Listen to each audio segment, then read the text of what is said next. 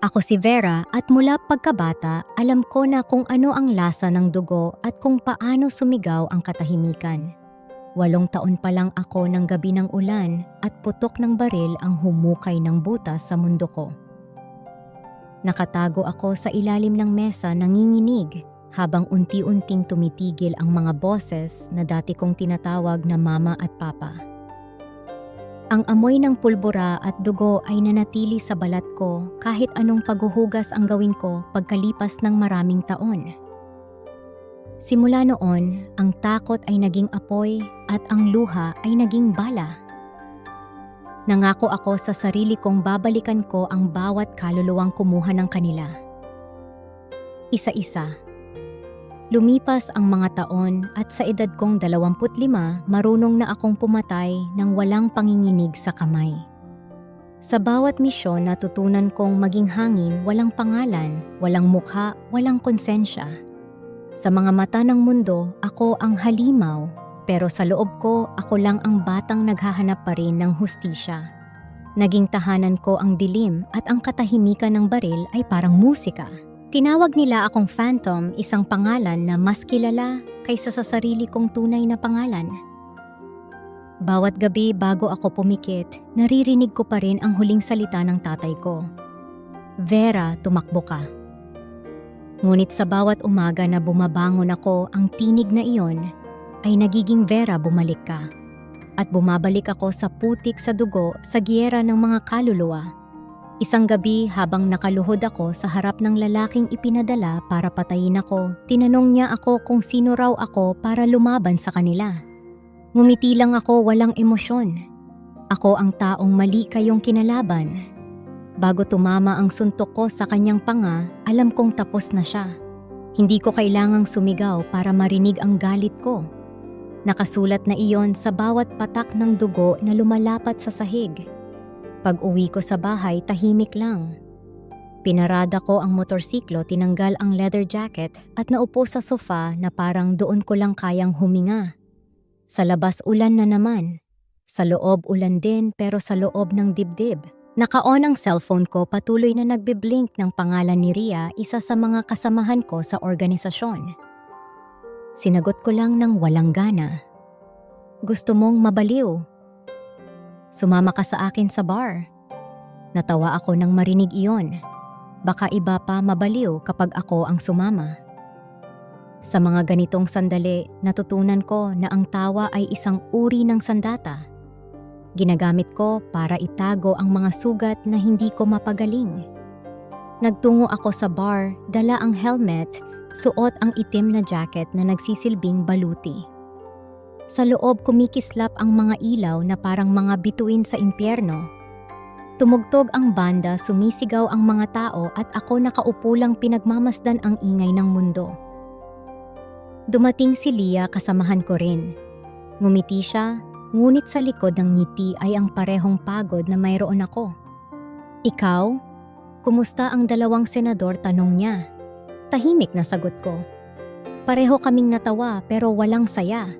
Sa bawat basong alak na ininom ko, parang may bahagi ng utak kong tinatanggal, hanggang sa hindi ko na matandaan kung ilan na. Mainit ang pakiramdam at may kakaibang gumagapang sa ugat ko. Akala ko alak lang, pero iba ito, parang sunog na hindi ko maapula. Tumayo ako pasuray-suray at nagtungo sa banyo. Humarap ako sa salamin, tinitigan ang sarili. Pulang-pula ang mga pisngi ko, nanginginig ang labi. Ano bang nilagay nila sa alak ko, bulong ko. Pero bago pa ako makalabas, may kamay na humila sa akin. Mainit, mabigat.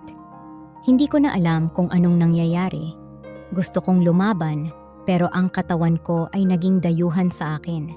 Paglingon ko, isang pares ng matang malamlam at mapanganib. Hindi ko siya kilala, pero sa sandaling iyon parang may alon na humigop sa lahat ng lakas ko.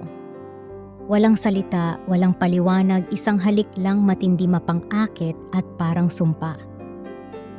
Sa ilalim ng ilaw ng banyo, 2 kaluluwang parehong sugatan ang nagbanggaan. Hindi iyon pagnanasa. Hindi rin iyon pag-ibig. Isa iyong sandali ng pagkapunit ang dalawang nilalang na parehong ginawang halimaw ng nakaraan ay nagkita at nagwasak sa isa't isa. At bago pa ako tuluyang maglaho sa kamalayan, narinig ko lang ang isang boses mababa paos puno ng misteryo. Hindi mo kailangang malaman kung sino ako. Sa gabing ito, ako lang ang kakailanganin mo. At iyon ang huling bagay na natandaan ko bago ako lamunin ng dilim. Umaga na nang magising akong tila binugbog ng hangover, pero kakaiba ang bigat sa katawan ko. Ang ulo ko parang may dumadagundong, at sa loob ko may kung anong pakiramdam ng kakulangan ng pagkawala. Nakahiga ako sa kama, suot pa rin ang itim kong damit na hindi ko maalala kung kailan ko isinara ang zipper. Lumingon ako sa paligid at tanging liwanag ng araw ang sumisilip mula sa kurtina. Tahimik. Nakakatakot na tahimik. Para bang may nangyari pero ayaw ipaalala ng mundo. Tumayo ako dahan-dahan at habang nilalakad ko ang bawat hakbang papunta sa banyo, pakiramdam ko may malamig na kamay na humahawak sa puso ko. Sa salamin tinitigan ko ang sarili kong mukha. May bakas ng halik sa labi ko. Sino ka, mahina kong tanong sa sarili, pero sa isip ko hindi ako tinig ko ang sumagot, isang lalaking tinig baritono, mabagal. Hindi mo kailangang malaman kung sino ako. Parang binigwasan ng alaala ang isip ko. Napahawak ako sa gilid ng lababo.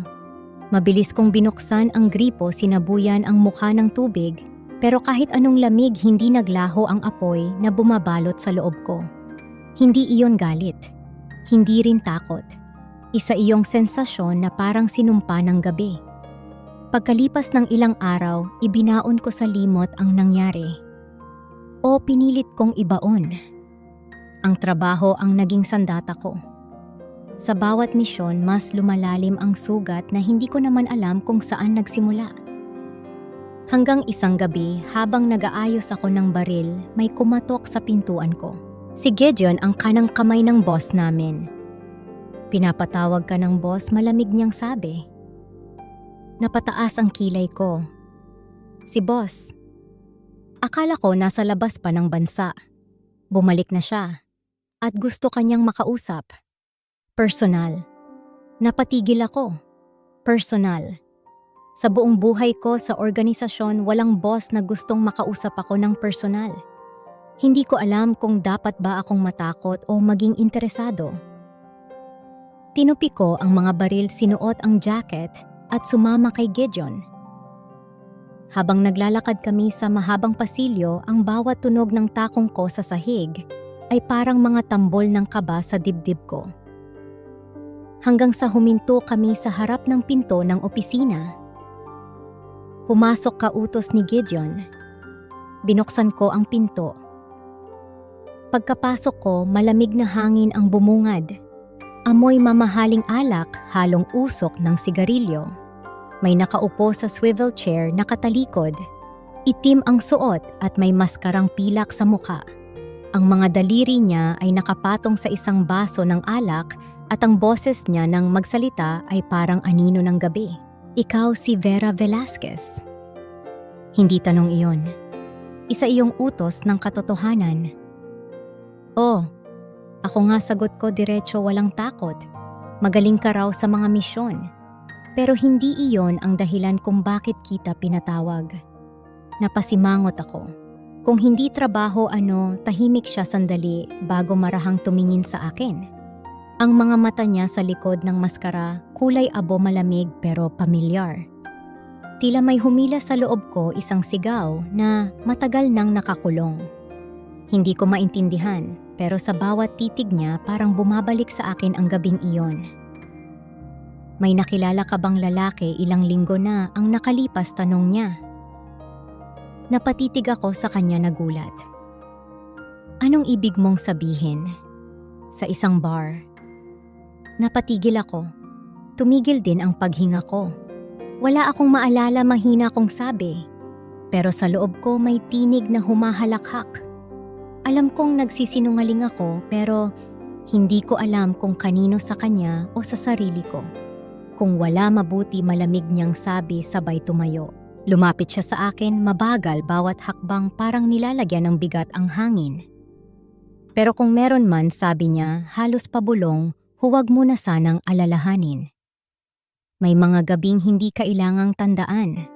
Bakit tanong ko, halos hindi ko namalayan.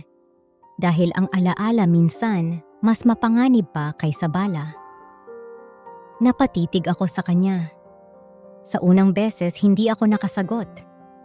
Ang kamay kong laging matatag sa baril ay nanginginig.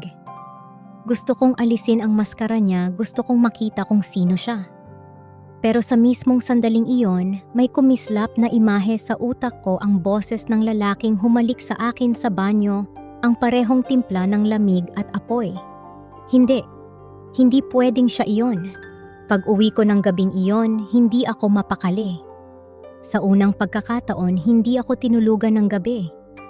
Parang may kung anong gumising sa loob kong matagal ng tulog, isang alaala na pilit kumakawala.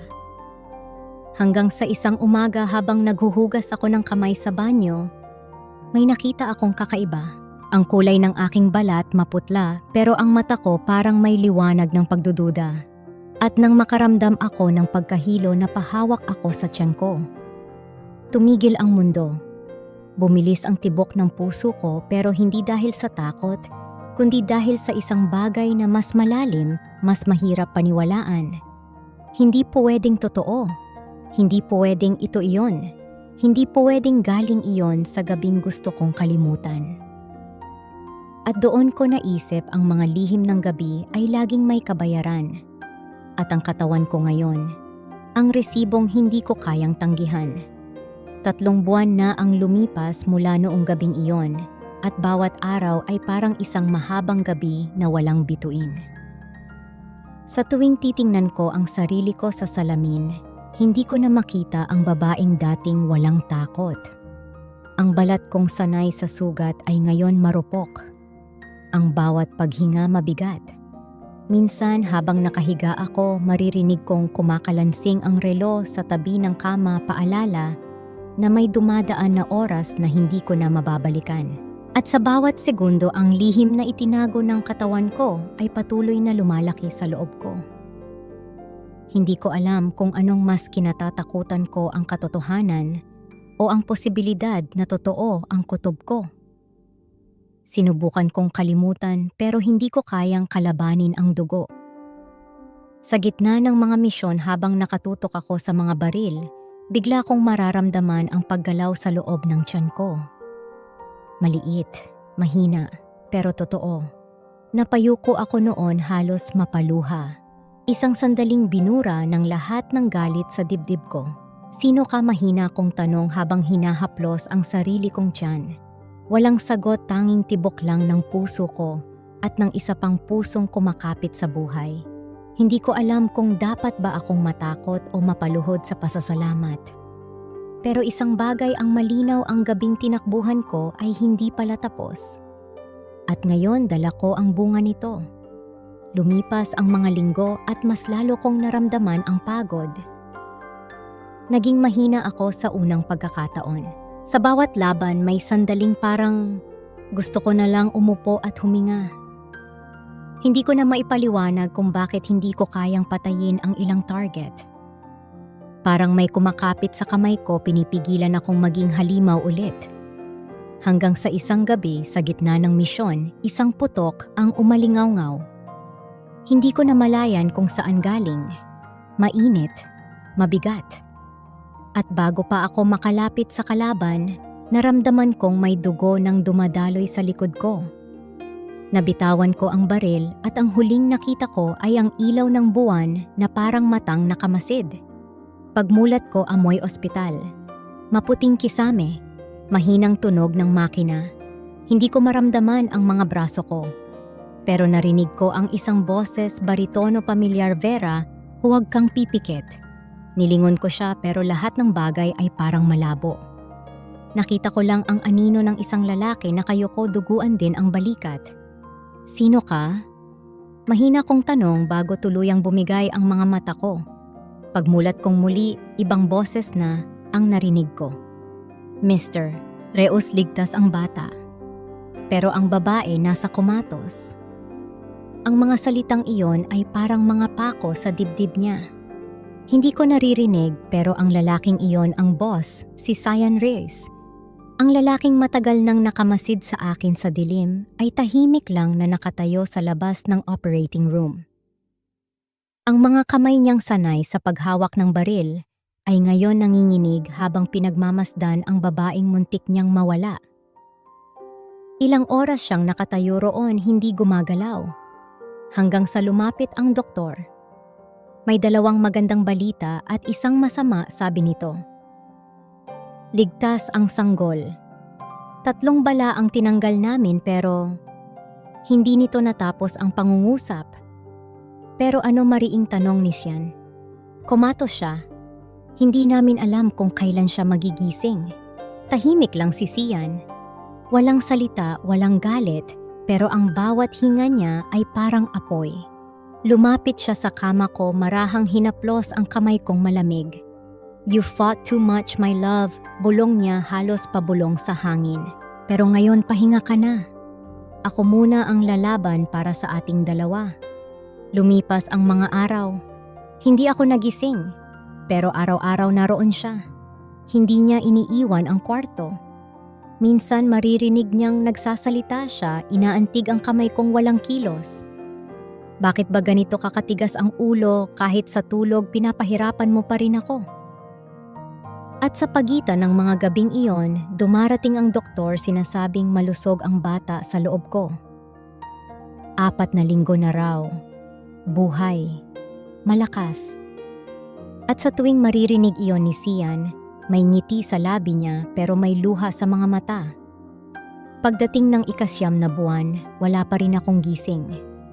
At sa gabi bago ang operasyon, mag-isa siyang nakatayo sa tabi ng kama ko, nakayuko, hawak ang kamay kong walang lakas. Mahal kita, bulong niya unang beses mula nang makilala niya ako. At kahit hindi mo marinig, sana maramdaman mo. Kinabukasan isinagawa ang cesarean. Isang sigaw ng sanggol ang pumunit sa katahimikan ng operating room. Tumulo ang luha ni Sian. Lalaki, malusog. May parehong kulay ng mata niya, abo, parang ulap bago magdilim. Hinawakan niya ito, nilapit sa labi at binigkas ang pangalan Sevian. Pinagsamang Vera at Sian. Anak natin. Ngunit sa likod ng kagalakan, may desisyong mahirap tanggapin. Alam niyang kapag nanatili ang bata rito, kapag nalaman ng mundo ang tungkol sa amin, delikado siya. Kaya sa gabing iyon, sa ilalim ng ulan, iniwan niya ang ospital, bitbit ang sanggol sa mga bisig. Dinala niya ito sa ibang bansa, malayo sa lahat. Sa bawat hakbang mabigat ang dibdib niya, pero sa isip niya, iisang bagay lang ang inuukit. Protektahan ko siya. Protektahan ko sila kahit kailangan kong maging halimaw ulit. At sa loob ng ospital, ako walang malay. Walang kamalay-malay na may buhay akong dinala sa mundo, isang buhay na hindi ko pa alam na kailanman ay magiging dahilan ng pagbabago ko. Sa katahimikan ng gabi, narinig ng mga pader ang pangako ni Sian, balang araw, gigising ka. At kapag nagising ka, ipapangako kong hindi ka na kailanman masasaktan. Ngunit ang tadhana, katulad ng dugo, ay hindi kailanman natutuyo. 4 na taon na ang lumipas mula nang magising ako sa ospital. Walang alaala, walang paliwanag, tanging mga mata ng doktor at malamig na boses. Nasa maayos kang kalagayan pero kailangan mong magpahinga. Hindi nila sinabi ang lahat at hindi ko rin alam kung gusto ko bang malaman. Sa pagbalik ko sa lumang bahay, bawat sulok ay parang multo ng nakaraan. Ang kama malamig pa rin.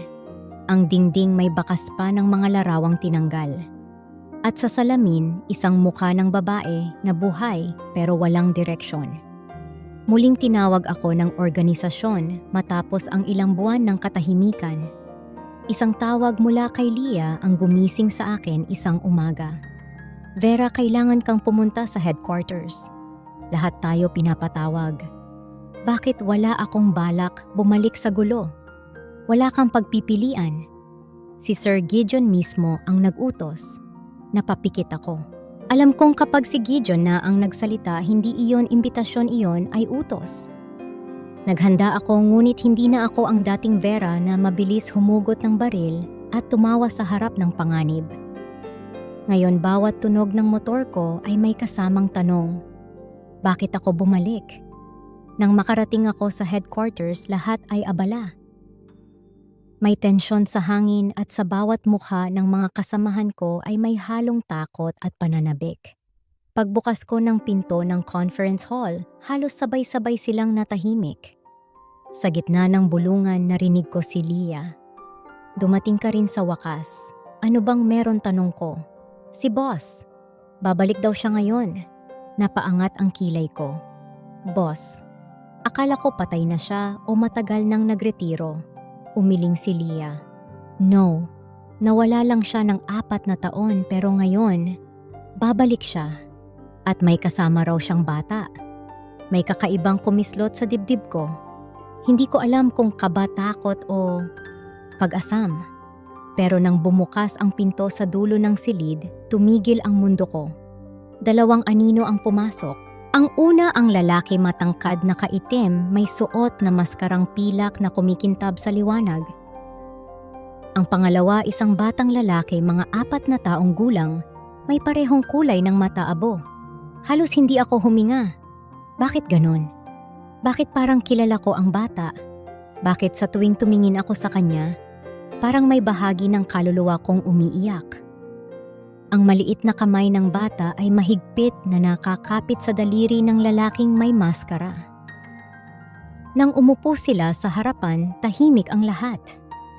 Ako lang ang hindi mapakali. Habang nagsasalita si Gideon tungkol sa pagbabalik ng leader ng organisasyon, hindi ako nakikinig. Ang mga mata ko nakapako sa mag-ama kung mag-ama nga ba sila. Ang bata ay ngumiti sandali at sa ngiting iyon may kung anong kumirot sa loob ko. Isang alaala ng yakap na hindi ko kailanman natandaan pero tila totoo. Pagkatapos ng pagpupulong, lumabas ako para magpahangin sa veranda. Kailangan kong huminga. Ano ba tong nararamdaman ko, bulong ko? Pero bago pa ako makalayo, may bumangga sa akin. Isang maliit na katawan. Aray, sabi ng bata sabay lingon sa akin. Agad akong napaluhod, tinulungan ko siya. Hey, sorry, hindi kita nakita. Tiningnan ko siya ng mabuti. Ang mga mata niya pareho ng kulay ng mga panaginip kong hindi ko maintindihan. Anong pangalan mo, tanong ko? Sevian, sagot niya inosente. Napatigil ako. Parang kilala ng puso ko ang pangalang iyon pero hindi ng isip ko. Sevian, mabilis akong lumingon. Ang lalaking may maskara ay paparating mabigat ang bawat hakbang. Lumapit siya sa bata at hinawakan ito sa balikat. I told you not to wander around. Lumapit ako ng bahagya, hindi ko mapigilan. Boss X, sabi ko, pilit pinatatag ang boses.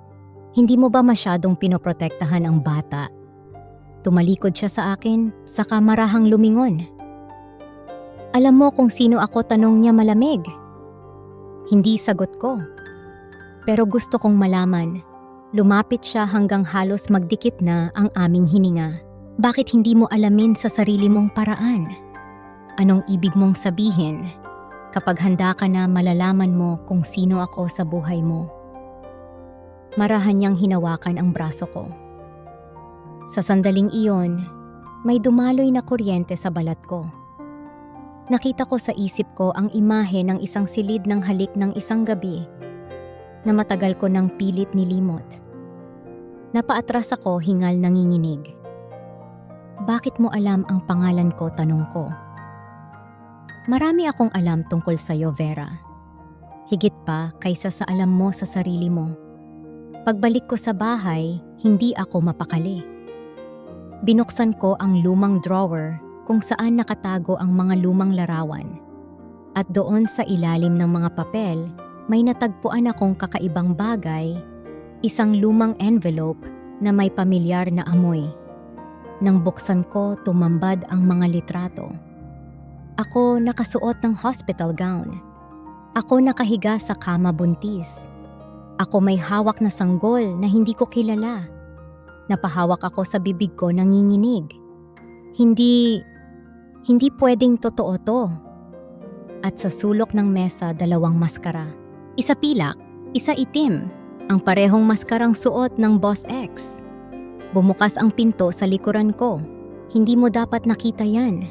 Ang boses pamilyar malamig at sa bawat salitang binibigkas niya bumabalik ang mga gabi ng dilim. Ikaw. Bulong ko. Ikaw si Boss X? Tumango siya dahan-dahan. At ang batang iyon, siya ang anak mo. Parang huminto ang oras. Hindi ako makagalaw. Anak, halos hindi ko maibuka ang bibig. Wala kang kamalay-malay na dinala mo siya sa mundo, sabi niya. At ako ang dahilan kung bakit ka pa buhay. Ang mga salitang iyon ay parang mga bala. Bakit mo tinago sa akin? Bakit mo ako pinagkaitan ng sarili kong anak? Sigaw ko nanginginig, halos mabasag ang boses. Lumapit siya walang maskara ngayon at sa unang beses nakita ko ang buong mukha niya. Ang mga matang iyon ang mga matang nakita ko sa banyo 4 na taon na ang nakalipas. Dahil gusto kitang protektahan, Vera, sagot niya. Ang mundo natin ay hindi para sa inosente. Pinili kong dalhin siya palayo kaysa mawala kayong pareho. Ngunit para sa akin, huli na ang lahat. Ang sakit, ang galit, ang pagmamahal. Lahat iyon ay sumabog sa isang sigaw. Wala kang karapatang pumili para sa akin, Sian. At sa gitna ng dilim ng silid habang nakatingin ako sa kanya, doon ko naintindihan ang pag-ibig minsan ay mas mapanganib kaysa bala. Tahimik lang ako habang nakatayo sa harap niya.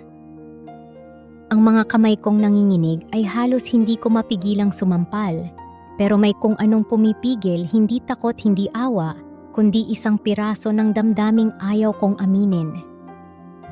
Sa pagitan naming dalawa, tanging tunog lang ng ulan ang maririnig tumatama sa bubong ng mansyon na parang musika ng mga kasinungalingan. Vera, bulong ni Sian marahang lumapit. Hindi ko ginusto na masaktan ka. Napatawa ako mapait malamig. Hindi mo ginusto inagawan mo ako ng 4 na taon sa buhay ng anak ko. Araw-araw tinatanong ko kung bakit may kulang sa akin, hindi ko alam na anak ko pala ang nawawala. Lumapit siya paunti-unti hanggang sa maramdaman ko ang init ng hininga niya. Ginawa ko iyon para mabuhay ka. Para mabuhay ako o para mapatahimik mo ang sarili mong konsensya. Sinalubong ko ang mga mata niya at sa likod ng kulay abo niyang tingin, nakita ko ang isang lalaking kasing wasak ko rin. Alam mo bang bawat gabi naririnig ko pa rin ang sigaw ng nanay ko bago siya pinatay? Alam mo bang ikaw lang ang tao sa mundong ito na kaya kong patayin nang walang pag-aalinlangan? Pero sa halip na umatras, ngumiti siya mapait at pagod. Kung iyon ang kabayaran ng mga kasalanan ko, tatanggapin ko basta't makita kitang huminga sa mundong walang takot. Bumuntong hininga ako. Sa unang pagkakataon, wala akong baril, wala akong galit na kayang sumalo sa bigat ng puso ko.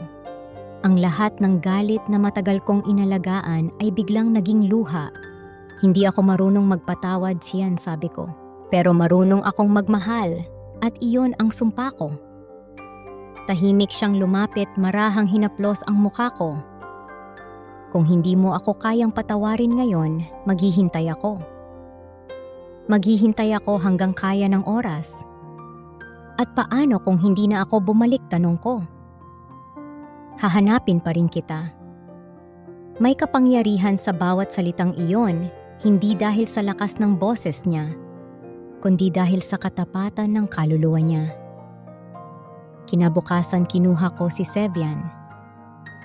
Nakita kong naglalaro siya sa hardin, masaya, inosente, walang alam sa mga kasinungalingang bumabalot sa paligid niya. Nang makita niya ako, tumakbo siya papunta sa akin, yakap agad. Mami, malambot ang boses niya. At sa yakap na iyon, bumagsak lahat ng pader ko. Sasama ka sa akin, anak. Tayong dalawa muna ha. Ngumiti siya tumango. Pero si Daddy lumingon ako sa direksyon ng bahay kung saan nakatayo si Sian sa veranda tahimik lang na nakatingin. Busy pa si Daddy, sabi ko, pilit ang ngiti. Babalikan natin siya kapag handa na si Mommy. Bago kami umalis, nagtagpo ulit ang mga mata namin ni Sian. Walang salita pero pareho naming alam ito ay hindi pagtatapos kundi pansamantalang paghinto. Habang nagmamaneho ako palabas ng syudad, si Sevian ay nakatulog sa tabi ko, mahigpit ang hawak sa kamay ko. Sa bawat kilometro pakiramdam ko'y may tinatanggal sa loob ko, galit, sakit, takot, unti-unting napapalitan ng katahimikan. Lumipas ang mga linggo. Dinala ko ang anak ko sa Palawan. Tahimik doon, malinis ang hangin at ang alon ng dagat ay parang yakap ng langit. Araw-araw nanonood kami ng paglubog ng araw. Si Sevian nakatayo sa buhangin, hinahabol ang mga alon. Minsan tatawag siya, "Mom, tingnan mo, may kabibe."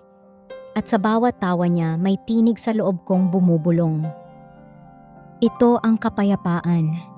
Isang gabi, habang tulog ang anak ko, naupo ako sa harap ng dagat. Hawak ang isang lumang larawan, ang larawan namin ni Sian.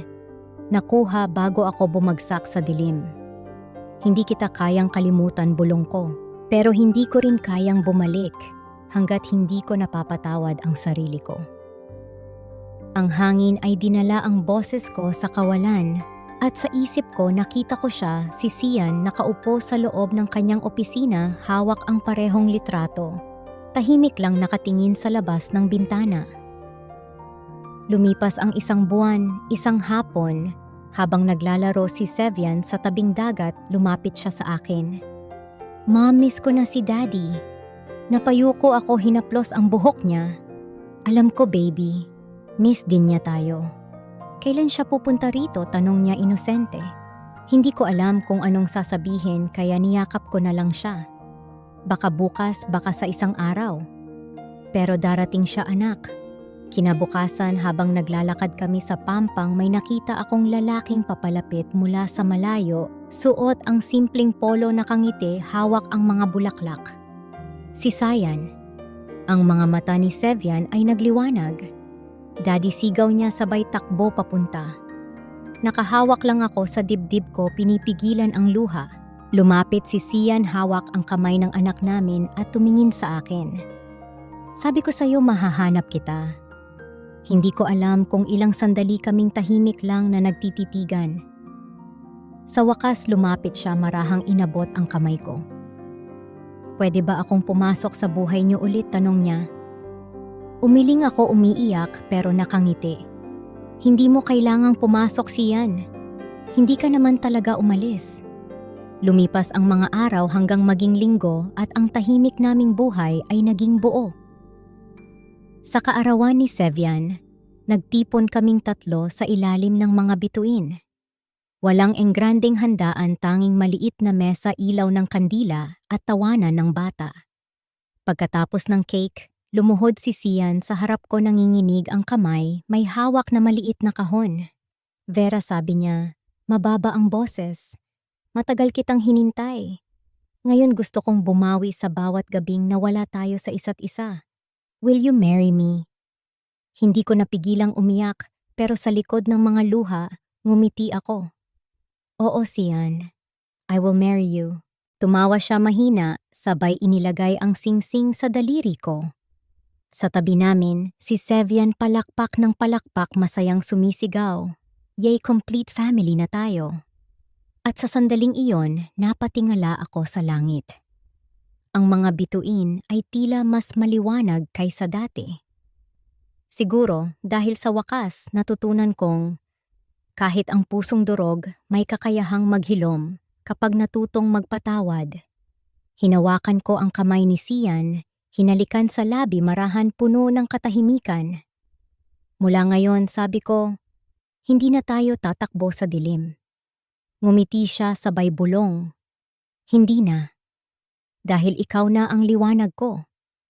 At sa gitna ng alon-tawa at mga bituin, alam kong natapos na rin sa wakas ang digmaan ng aming mga kaluluwa.